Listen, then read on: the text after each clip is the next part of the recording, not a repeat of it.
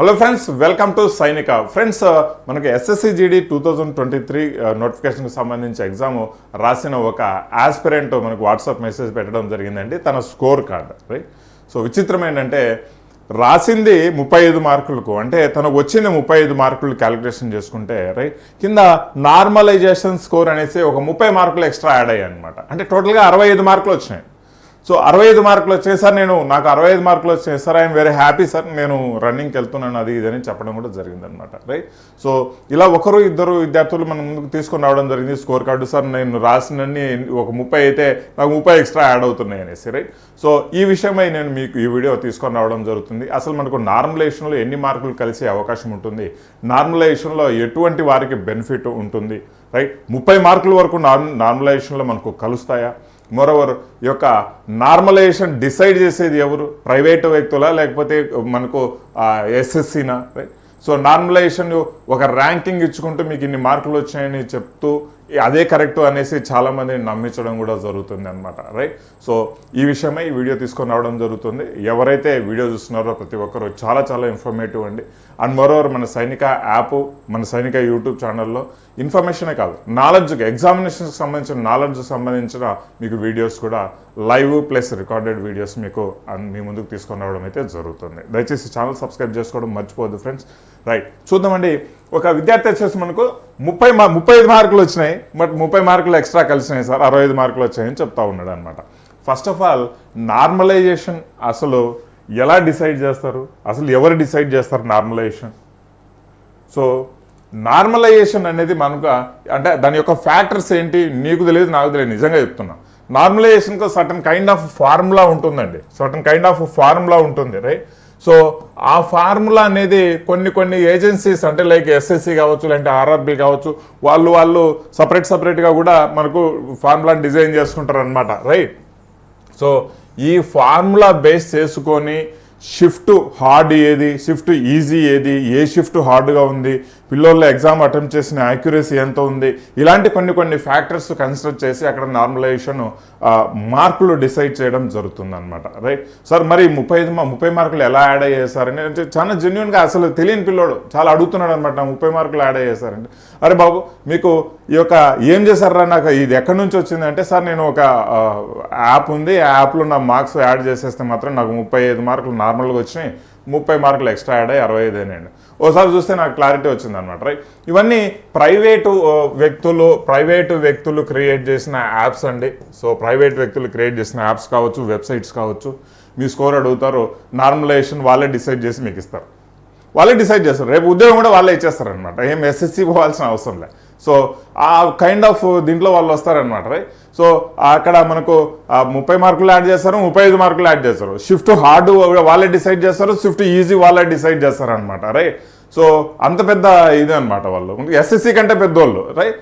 So మన దుర్మార్గం ఏంటంటే, మన దరిద్రం ఏంటంటే, మనం వాళ్ళనందరినీ ఇష్టం వచ్చినట్టు ఎట్టబడితే అట్ట నమ్మడం అనమాట. కొంతమందికి బాగా అవేర్నెస్ ఉంది, తెలుసు, వాళ్ళకు తెలుస్తుంది ఇదంతా ఫేక్ అది ఇది అనేసి. బట్ తెలియని పిల్లలు, తెలియని విద్యార్థులు చాలామంది ఉన్నారు. రైట్. సో వాళ్ళకు రియలిస్టిక్గానే నీకు ఇన్ని వచ్చినాయి నార్మలైజేషన్లో యాడ్ అయిన ఒక నమ్మకం కుదిరిస్తూ ఉంటారు అనమాట ఇలాంటి ప్రైవేట్ వ్యక్తులు. రైట్. సో దాని ద్వారా వాళ్ళు హోప్స్ పెట్టుకోవడము, ఆ తర్వాత ఫైనల్ మెరిట్లో ఏదైతే మనకు ఎగ్జామ్ రిజల్ట్స్ వస్తుందో దాంట్లో నెంబర్స్ రాకపోతే చాలా డిప్రెషన్ అవ్వడం, ఇవన్నీ చాలా పెద్ద తలకాయ నొప్పులు ఉంటాయన్నమాట. సో ఒక అవేర్నెస్ తీసుకుని రావడం కోసమే మీకు ఇస్తున్నా. చూడండి, ఇప్పుడు పేపర్స్ మనకు అన్ని షిఫ్ట్లో జరిగిన 55 కావచ్చు, 56 షిఫ్ట్లు కావచ్చు, ఆల్మోస్ట్ ఆల్ పేపర్ లెవెల్ అనేది ఒక 5-10 షిఫ్ట్లలో కొంచెం డెప్త్ రావడం జరిగింది. It's okay, no problem. But మిగిలినవన్నీ ఈజీ టు మోడరేట్గానే పేపర్లు వచ్చాయి. కట్ ఆఫ్ ఎక్కువగా మనకు ఎక్స్పెక్టెడ్ కంటే కట్ ఆఫ్ కాస్త ఎక్కువగా పోయే అవకాశం ఉంది. మరి సార్ జస్ట్ పాసు 30, 35, 40, 45, 50 ఇలాంటి వాళ్లకు కట్ ఆఫ్ అంటే నార్మలైజేషన్లో మార్కులు కలిస్తే మేము పోయి రన్నింగ్ చేసుకుంటామని ఎలా ఎక్స్పెక్ట్ చేస్తారండి? మరి 30 మార్కులు వచ్చినప్పుడు నార్మలైజేషన్లో మార్కులు కలిస్తే నేను పోతా రన్నింగ్కు, నాకు పిలుస్తారని ఎక్స్పెక్ట్ చేస్తున్నాడు. మరి 70 మార్కులు వచ్చినప్పుడు ఏం ఎక్స్పెక్ట్ చేయాలండి? నార్మలైజేషన్ ప్రతి ఒక్కరికి ఎంతో కొంత న్యాయం చేయాలి కదా అలాంటప్పుడు. రైట్. సో మీ మార్కులు పెరిగినప్పుడు వాళ్ళ మార్కులు పెరగవా? రైట్. 1:8 రేషియోలోనే కదా పిలవాల్సింది ప్రతి ఒక్కరిని. రైట్. సో ఈ 1:8 రేషియోలో మీ మార్కులు ఎక్కడ వస్తాయండి? 30-35 మార్కులు వచ్చిన వాళ్ళు నేను ఎక్కడ డిస్కరేజ్ చేయట్లేదు. రైట్. సో అంటే ఆ లెవెల్ ఆఫ్ మార్కులు వచ్చిన వాళ్ళు ఈవెన్ నార్మలైజేషన్లో 30-35 వరకు ఎక్స్పెక్ట్ చేయాల్సిన అవసరం లేదు, కలవండి. నార్మలైజేషన్ డిసైడ్ చేసి ప్రైవేటు వ్యక్తులు కాదు. అండ్ నార్మలైజేషన్లో బెనిఫిట్ కలిగేది ఏదో ఒక 100 మందిలో 1% నార్మలైజేషన్లో బెనిఫిట్ కలుగుతుంది మనం గమనించాలంటే. ప్రతి ఒక్కరూ ఫోన్ చేసి ప్రతి ఒక్కరు సార్ నార్మలైజేషన్లో ఒక 4-5 మార్కులు కలుస్తాయి కదా సార్, 70 కదా 75 అవుతాయి, నేను రన్నింగ్ పోవచ్చా లేదా అంటే ఏంద్రై ఇది. ఇప్పుడు ఈ పరిస్థితి ఏంటంటే మిమ్మల్ని మీరు నమ్ముకోలేకుండా ఒక సిస్టమ్, నార్మలైజేషన్ అనే ఒక సిస్టమ్ను నమ్ముకున్నట్టుంది. అసలు అదేంది ఇచ్చేది మీకు మార్కులు? మీరు మిమ్మల్ని నమ్ముకొని మీరు మార్కులు తెచ్చుకోవాలి, కానీ నార్మలైజేషన్ ఒక సిస్టమ్ ఏదో మాకు ఇన్నే మార్కులు వచ్చినాయి వాడెవడో ఇచ్చాడు అనేసి వెయిట్ చేస్తామా చెప్పండి? అలాంటి ఎక్స్పెక్టేషన్స్ పెట్టుకోవద్దండి. నార్మలైజేషన్లో నేను నిజంగా చెప్తున్నాను, నార్మలైజేషన్లో 2 మీకు కలిస్తే 3, 4 లేదా మహా అంటే 5, మరీ మహా అంటే ఇంకో 6, ఇంతకంటే ఎక్కువ కలవండి. సార్ మరి 15 మా ఫ్రెండ్కు వాళ్ళ ఫ్రెండ్కు ఒకడు అన్నాడు 15 కలిసినాయంటే ఇంకా కలిసి ఉండొచ్చు. ఆ ఫార్ములా ఏ విధంగా సెట్ చేసి మనకి 15 ఇచ్చిందో నీకు తెలియదు, నాకు తెలియదు. అలాంటి 15 ఇచ్చిన వాళ్ళు 20 వచ్చిన వాళ్ళు 100లో ఒకరికంటే ఎక్కువ ఉండరు, నిజంగా చెప్తున్నా, రైట్? సో నేను ప్రతిదీ ఇప్పుడు నేను చెప్పబోయేది ఏంటంటే నార్మలైజేషన్ మీద మరీ ఓవర్గా ఎక్స్పెక్టేషన్ పెట్టుకోవద్దండి, ఓవర్గా ఎక్స్పెక్టేషన్ పెట్టుకోవద్దు. అండ్ నార్మలైజేషన్ మీద మార్కులు పోతాయి కూడా, అది మీరు గుర్తుంచుకోవాలి. నార్మలైజేషన్ మీద మార్కులు వస్తాయని మీరు ఎక్స్పెక్ట్ చేస్తున్నారు, మార్కులు పోతాయి కూడా గుర్తుంచుకోవాలి, రైట్? సర్ప్రైజ్ థింగ్స్ ఇవే. మనం ఏదో ఎక్స్పెక్ట్ చేస్తాము, అక్కడ జరిగేది వేరేది. ఎక్స్పెక్ట్ చేసింది నిజంగా జరగదు, ఎక్స్పెక్ట్ చేసింది అలా నిజంగా జరుగుతుందంటే మన జీవితం వేస్ట్ అనమాట, రైట్? సో ఆ విధంగా నార్మలైజేషన్ మీద మీరు ఎక్కువ హోప్స్ పెట్టుకోవద్దు అనే విధంగా నేను చెప్తున్నానండి. ఎందుకంటే చాలామంది నార్మలైజేషన్ మీద హోప్స్ పెట్టుకున్నారు. 30 మార్కులు వచ్చాయి, ఇలాంటి 15 మార్కులు వచ్చాయి, ఆ 70 వచ్చిన వాళ్ళు లేదంటే 60 వచ్చిన వాళ్ళు మాకు 5 మార్కులు కలుస్తాయి, 70కి వెళ్ళిపోతాము, మేము రన్నింగ్కి పోతాము, రైట్? సో హోప్స్ పెట్టుకోవడం నాట్ బ్యాడ్ ఐడియా, బట్ ఏంటంటే ఎక్స్పెక్టేషన్స్ అంటే నాకు వస్తాయి ఖచ్చితంగా అవి. అండ్ ప్రైవేట్ వ్యక్తులు, ప్రైవేట్ ఏజెన్సీస్ ఏవైతే ఉన్నాయో సోకాల్డ్ చాలా ఉన్నాయి యాప్స్, రైట్? సో వాళ్ళందరూ ఇంకా మీకు ఇన్ని వచ్చినాయి అన్ని వచ్చినాయి వాళ్ళు వ్యూస్ పెంచుకునేదానికి, వాళ్ళ ర్యాంకింగ్ పెంచుకునేదానికి మీకు చాలా ఇబ్బంది పెడుతున్నారు, ఎరిపప్పాలు చేస్తున్నారు నిజంగా చెప్పాలంటే, రైట్? ప్రాక్టికల్గా మాట్లాడుకుంటే ఎరిపప్పాలు చేస్తున్నారు.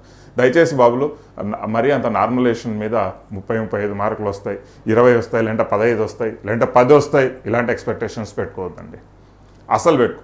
అలాంటి ఎక్స్పెక్టేషన్స్ ఎప్పుడు పెట్టుకోవాలంటే పేపర్ వచ్చి ఒక పేపర్ ఈజీగా వచ్చి ఆ పేపర్లో ఒకడు 100 చేసి ఇంకొక పేపర్ టఫ్గా వచ్చి ఆ పేపర్లో ఒకడు 20 కంటే ఎక్కువ చేయలేకుండా పోతే ఇద్దరు నార్మల్ బాగానే చదివే వాళ్ళే, బట్ ఒకడు 100 చేయగలుగుతాడు, ఇంకొక పేపర్లో ఇంకొకడు 20 కంటే ఎక్కువగా చేయలేనికి. అలాంటి వాళ్ళకు న్యాయం ఎక్కువగా జరుగుతుంది, అందరికీ కాదు, ప్రతి ఒక్కరికి కాదు. నార్మలైజేషన్ మీద ఎక్కువ హోప్స్ పెట్టుకోవద్దు దయచేసి. వస్తే ఇస్తే మంచిదే, 2 వస్తాయి, 3 వస్తాయి, 4 వస్తాయి, 5 వస్తాయి, ఇంతకంటే ఎక్కువగా రావు కామన్గా, రైట్? సో ఎవరో 100కి లాంటి వాళ్ళకి 10, 11, 12 ఇలాంటివి వచ్చే అవకాశం ఉందండి. ఎక్కువగా ఎక్స్పెక్టేషన్స్ పెట్టుకోవద్దు నార్మలైజేషన్ మీద, రైట్? సో ఇంకొక చిన్న అడ్వైజ్ ఏంటంటే మీరు రన్నింగ్ ఎలాగో ప్రిపేర్ అవుతున్నారు, రైట్? చాలామంది ప్రిపేర్ అవుతున్నారు రన్నింగ్తో పాటు ప్యారలల్గా ప్లాన్ బి అనేది మీరు వేసుకోండి. ప్లాన్ బి అనేది ఖచ్చితంగా మీకు ఉండాలండి, రైట్? సో ఆల్రెడీ నేను దీని గురించి వీడియో చేసి చెప్పాను, దానికి పెద్ద స్పందన ఉండదు అనమాట, రైట్? దానికి పెద్ద స్పందన ఉండదు. సీరియస్గా ఆలోచించాలండి, రైట్? ఒకవేళ 120 మార్కులు వచ్చినప్పుడు కూడా ఒకవేళ నేను రేపు రన్నింగ్లో మిస్ అయితే ఏంటి పరిస్థితి? రేపు డాక్యుమెంట్ వెరిఫికేషన్ పోతే ఏంటి పరిస్థితి? మెడికల్లో పోతే ఏంటి పరిస్థితి? ప్లాన్ బి అనేది 100% మీకు ఉండాలి, రైట్? మార్నింగ్ నుంచి నైట్ వరకు పరిగెత్తలేరు, రైట్? మధ్యాహ్నము టైం ఏదో ఒక టైంలో మీరు టైం కేటాయించుకొని నెక్స్ట్ ఆ కమింగ్ ఆర్పిఎఫ్ కావచ్చు, కమింగ్ ఎంటీఎస్ కావచ్చు, సిహెచ్ఎస్ఎల్ కావచ్చు, లేదంటే గ్రూప్ డి కావచ్చు, రైట్? నెక్స్ట్ వచ్చే ఎస్ఎస్సి జీడీనే కావచ్చు, వీటికి ప్రిపరేషన్ అనేది ఇప్పటి నుంచి మీరు ప్రిపరేషన్ చేస్తూ పునాదులు కరెక్ట్గా వేసుకుంటే ఈ నార్మలైజేషన్ మీద, రైట్, ఈ కట్ ఆఫ్ల మీద, వీటి మీద మీరు ఆధారపడాల్సిన అవసరం ఉండదండి. మీరు ఆధారపడాల్సింది ఒక జాబుల మీద, రైట్? ఈ కట్ ఆఫ్ల మీద, ఈ నార్మలైజేషన్ మీద ఆధారపడే జీవితాలు పోగొట్టుకోకండి దయచేసి, రైట్? ప్రాక్టికల్గా చెప్తున్నా. ఏం సార్ ఇట్లా అంటున్నారు అంటారు, కాదు, రైట్? సో ఇదే కరెక్ట్, రైట్? జీవితాలు పోగొట్టుకోకండి అనవసరంగా. కట్ ఆఫ్ అంటారు. కట్ ఆఫ్ మీద డిపెండ్ అయిన వాళ్ళు నిజంగా చెప్తున్నారు రావు, మీకు ఉద్యోగాలు రావండి. కట్ ఆఫ్ మీద మాత్రమే డిపెండ్ అయ్యేది. కట్ ఆఫ్ అసలు నాకు అనవసరము, నేను జాబ్ కావాలని కోరుకున్న వాళ్ళకి మాత్రమే జాబులు వస్తాయి, అలా ప్రయత్నించి అలా చదివిన వాళ్ళకి మాత్రమే జాబులు వస్తాయి మిత్రమా, గుర్తుంచుకోవాలి, రైట్? సో ఎప్పటికైనా సరే 70% ఆఫ్ ది ఇచ్చిన ఎగ్జామినేషన్లో 70 to 80% స్కోర్ నేను చెయ్యాలి పర్సెంట్, అలాంటి వాళ్ళకు జాబులు వస్తాయండి 100%. అండ్ మోరోవర్ చెప్తున్నాను, ఇప్పుడు వచ్చిన ఎస్ఎస్సి జీడీ ఎగ్జామినేషన్లో దాదాపుగా మేము చేసుకున్న ఎంక్వైరీ, మన దగ్గర కోర్స్ తీసుకున్న వాళ్ళలో 300 మంది యూ డోంట్ బిలీవ్ 300 మంది 80 దాటిచ్చారు. ఇమాజిన్ 300 మంది 80 దాటిచ్చారు. జస్ట్ మన దగ్గర కోర్సు తీసుకునే వాళ్ళని, బయట వాళ్ళ పరిస్థితి ఎట్లుంది ఏమి అని మనకు తెలియదు. బట్ యావరేజ్గా కొంచెం అయితే ఎక్కువ కట్ ఆఫ్ లెవెల్స్ అనేది పెరుగుతాయి కదండి. 100 మంది వరకు అయితే 100 దాటిచ్చి 150 మంది వరకు అయితే 100 దాటిచ్చేసి స్కోర్లో ఉన్నారనమాట. రైట్. సో అర్థం చేసుకోవాల్సిన విషయం ఏంటంటే 35లకు 40కి రావు. సీరియస్గా ప్రిపేర్ అవ్వండి. నెక్స్ట్ వచ్చే ఎగ్జామినేషన్కి మంచిగా ప్రిపేర్ అయ్యండి. ఎవరికైతే మరీ తక్కువ మార్కులు వచ్చాయో, ఎక్కువ మార్కులు వచ్చిన వాళ్ళు కూడా రన్నింగ్ వెళ్ళండి. మనకు టైం కేటాయించుకోండి నెక్స్ట్ ఎగ్జామినేషన్స్కు ప్రిపరేషన్. దానికి ప్లాన్ బి అనేది మీరు ఎగ్జిక్యూట్ చేసుకోవాలండి. రైట్. సో ఇంతకంటే ఎక్కువ వీడియోలో చెప్పేదేం లేదండి. నార్మలైజేషన్ గురించి ఇంతే. Right. So wish you all the best. ఎవరైతే మంచి మార్కులు వచ్చినాయో, ఎవరికైతే మంచి మార్కులు రాలేదో కూడా మీకు కూడా గుడ్ లక్ అండి. నెక్స్ట్ వచ్చే ఎగ్జామినేషన్స్కు మంచిగా ప్రిపేర్ అవ్వండి. అండ్ మేము కూడా చాలా సపోర్ట్ ఇస్తాము. లైవ్ క్లాసెస్ ద్వారా కావచ్చు, యాప్లో మంచి కోర్సెస్ ద్వారా కావచ్చు, మంచి సపోర్ట్ ఇచ్చి మీకు మీ ఎగ్జామినేషన్లో మంచి మార్కులు వచ్చేదానికి సపోర్ట్ మేము ఎప్పుడు తోడ్పడతా ఉండండి. Right. Thank you very much. జై హింద్.